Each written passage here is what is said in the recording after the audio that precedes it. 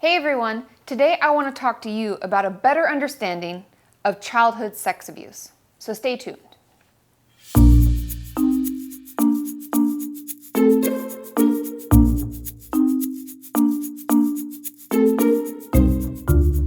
So like I said, today I want to talk with you about childhood sex abuse and what we're learning in the mental health community.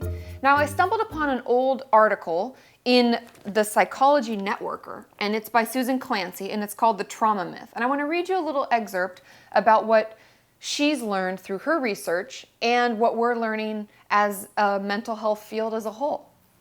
She said, as a graduate student at Harvard in the mid-1990s, I participated in a research study carried out by the psychology department that began in October of 1996 and continued until August of 2005 to interview adults who had experienced sexual abuse as children and learn what effects the abuse had had on their lives.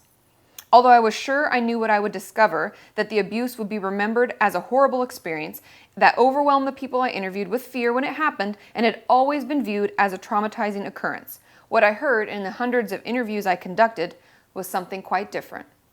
And I really love this article because what she talks about is the failings within our training system as therapists and psychiatrists. What we're trained as in school is to ask our clients what it felt like when the sexual abuse was happening. We're supposed to ask them in detail about how they experienced it. Now, we still know that talking through our abusive past in detail is the best way to heal from it. We learn that it's not so important about how they felt then. It's more important, and the most important question we can ask is, when did you first discover that you'd been sexually abused?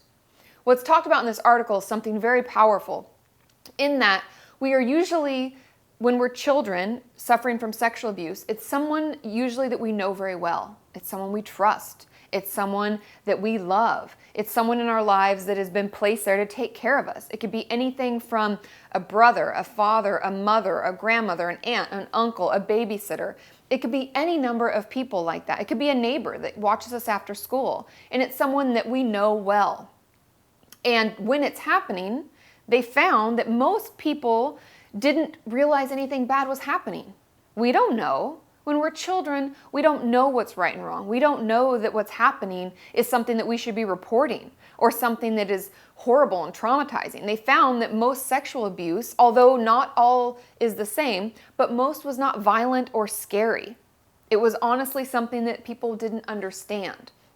And so that leads, in the recovery process, it leads us through a very different path from what we thought before. The first is usually what they call like reconceptualizing. All of a sudden, we'll have like a moment when some people that they interviewed described it when they're like 8 years old to 12 years old. It's usually in that range when they watch their first romantic comedy, or they had their first experience of maybe walking in on someone making out in a movie theater, or seeing someone making out somewhere, or walking in on their parents having sex, or any number of things that can happen to us in that age, and boom, they realize they'd been sexually abused.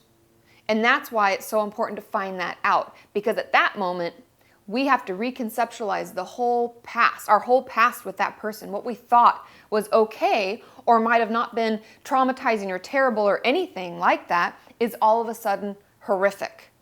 And that's the time when people find they struggle the most. They may fall into a bout of depression or anxiety. Eating disorders can start, self-harm can start, because we don't really know what to do with all that has happened to us, and that we realize what's happened to us. We don't always see a clear path.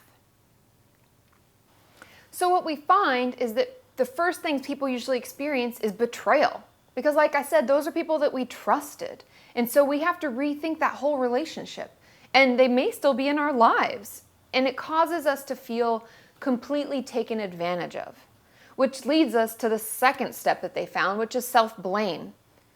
Now, that's the hardest thing to overcome as a therapist with a client, is making them realize that it's not their fault. You were a child. You didn't know what was happening to you was even something that was bad. Your brain isn't even able to understand. You don't even know what those behaviors mean.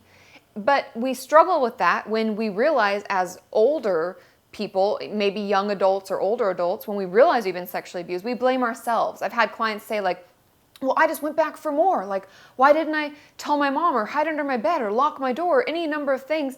Because we didn't know. We're not the adults in these situations. They are. They're at fault. They're to blame. Okay? Which leads us to the last and final step that they talk about, and the one that we have to work on the most, which is shame. A lot of times if we haven't realized we've been sexually abused and all of a sudden we realize it, we're rethinking our relationships, we're trying to figure out why we were betrayed, we blame ourselves, and then we feel really embarrassed and shame-filled about what happened. And it can be really difficult. But learning about this and recognizing the steps and noticing what's happened to us, finding a therapist and talking about it with them can really help us heal. It is not your fault that this happened. It is the person who did it to you's fault. You were a child. You didn't know any better. And even though it may not have been traumatizing when it happened, it's traumatizing now. So I would encourage you, if this is something that you've been struggling with and you've been worried about seeking help and you feel shameful, you feel embarrassed, you feel like it's your fault, know that it's not. There are people out there to help you, and this is something that you can completely overcome. It's something that many people have struggled with and have overcome. Know that you're not alone. There is hope out there. There is a brighter future. So I would encourage you to seek help. There are tons of therapists who specialize in abuse victims. There are people who have groups set up so that you can understand you're not alone and hear other stories and heal together. So if you yourself are worried, please, please, please seek help and keep working with me towards a healthy mind and a healthy body. And I think the important part, and the reason that I want to talk about this so much, is because oftentimes we repeat the pattern. We talk in therapy all the time about recapitulation of past issues. So something may have happened to us, but we're reliving it again today. And the thing that we don't recognize is that we have a choice.